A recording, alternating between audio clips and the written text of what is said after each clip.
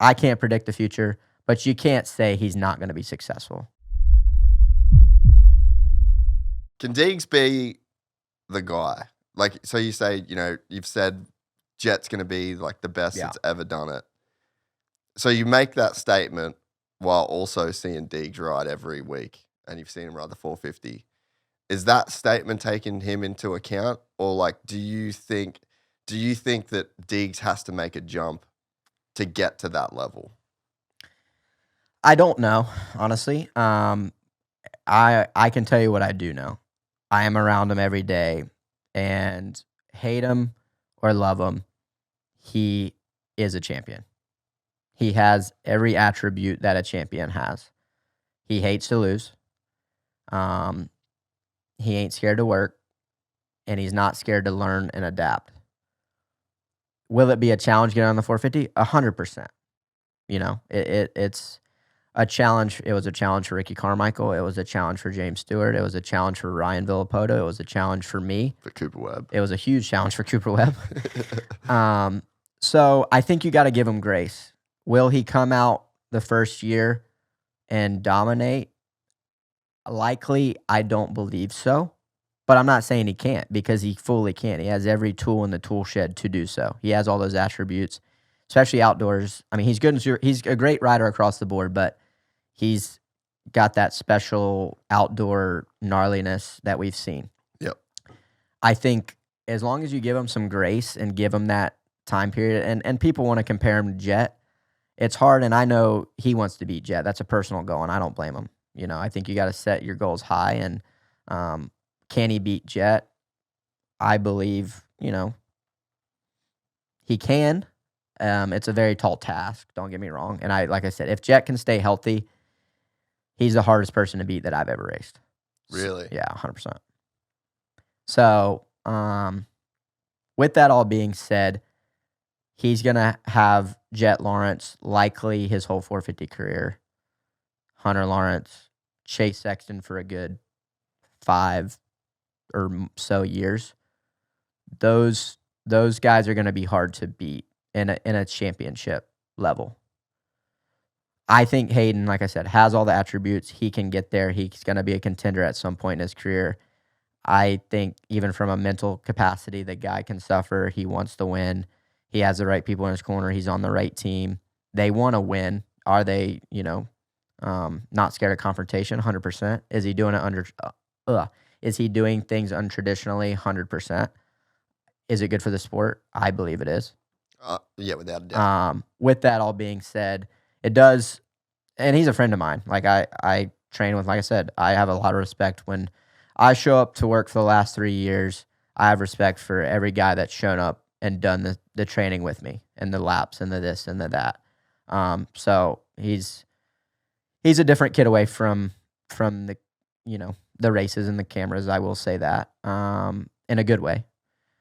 So like I said, I can't predict the future, but you can't say he's not going to be successful. Like, I think that's not a fair statement. He's going to be a champion like he is at some capacity. And who knows, maybe it doesn't work out, but I can promise you it won't be from a lack of resources and effort and him having the it, because I hate him or love him, he does have the it. But I think it's hard if you're racing a healthy, confident, prime 25-year-old at that stage, Jett Lawrence. And it's very hard. It's the same But reason. I can say, and I said this about me, if it wasn't for Jett, I'd be how many time champion? Chase would be how many time champion? Eli would be how many time champion? So that's what I'm saying, is if you put him in an era where he maybe didn't have to race Jett, I think I could tell you he'll be a multi-time 450 champion. And you could say it easily. For sure. Yeah.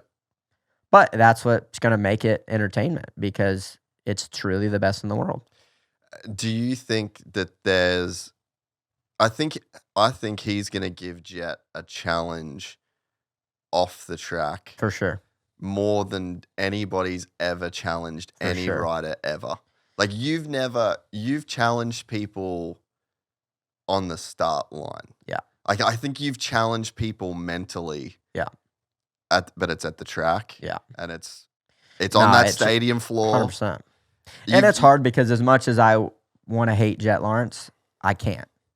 Like I said, I've ridden at their compound. Dazzy was great to me. Their family's been awesome to me. He's a good kid. And I call him a kid. He's an adult, but to me, he's a kid. So it's hard for me to really, when I see Jett Lawrence, have that red in my eyes and go, F that dude. For Haiden Deegan, that ain't the case. He's already saying, F that dude. This crown's mine, and I want it. Bring it on, MFer. I'll go and do whatever it takes. And guess what? If for some reason I don't maybe beat you right away, I ain't going to stop trying. And it's not going to stop on the track. No. And that's the there's a line. And I think it's going to put Jett, it's either going to help Jett and go, hey, you just gave me all the motivation I needed. Which could be crazy bad for everybody. Or, like you said, it's something different that he maybe hasn't been accustomed to. But either way, the fact that we're talking about it right now and the kid has raced 2 450 races on a 450 and it's already being talked about, that's what Deegan wants. And that's what we all want. You know, we want, like you said, we have us guys that are here and have been doing it and are some of the gnarliest in the sport. But that's what keeps the sport healthy is that next crop of young kids coming up, and we have it all right now. And it's cool we get to talk about it because whether it happens or not, and it's a hypothetical and we never see it, we're talking about it a year before it's ever going to happen. You know? Did you, when Jett got hurt, was there any part of you that was like, I wonder if that little fucker's still got a 450? No, but I think I hadn't asked him, but I thought about it. I'm like, I bet Hayden's kind of like, eesh, I should have maybe dabbled. Yeah. But I can't put words in his mouth. I think what they're doing is wise. Yeah. I think if he can go out there and apply himself, he'll be very dominant in Supercross. Go and have, like Jett did, have that East Coast block to test the 450, get motos in, come to outdoors prepared versus us that have been racing 17 Supercrosses where likely your competitors are going to go deep into that series like we just talked about, and they're mentally, physically deep into that series, maybe not as prepared, and you come out firing and you put yourself in a good position early outdoors. I think it's the smartest thing for him because, like I said, I do think Hayden is a little bit better outdoors than Supercross. And when I say better, I mean a little bit, right? Like, he's still great Supercross. He's on that, like, freak shit outdoors, though. Yeah. You know, you look like I said, I've seen him do stuff on outdoors where, holy cow. Yeah. And I see it at the practice track, too. Like, I see it now in Supercross. This year, I'm going, holy cow. More than ever? Yeah. And it's like, I compare it to me. In 2016 on a 250, I was dominant in Supercross. And I was doing stuff that was like, you're ready for a 450.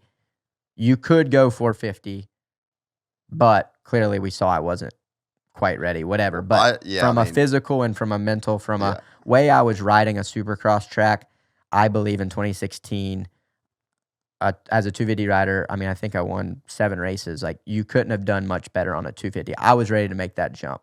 I believe Hayden is at that point, whether it happens in the series or not. Like, seeing him at the practice track, he's riding a 250 to its capacity at the moment. You just finished watching a clip from the full 3-hour podcast. You're on our Clips channel. The full podcasts live on the Gypsy Tales podcast channel. It's linked right here. Go over to that channel, give us a like, give us a subscribe, and make sure you never miss a full episode of the Gypsy Tales podcast. If you don't want to watch it on YouTube, you want to watch it on the go, you can also head to our iTunes or Spotify to get the full 3-hour podcast in audio format. I met a gypsy.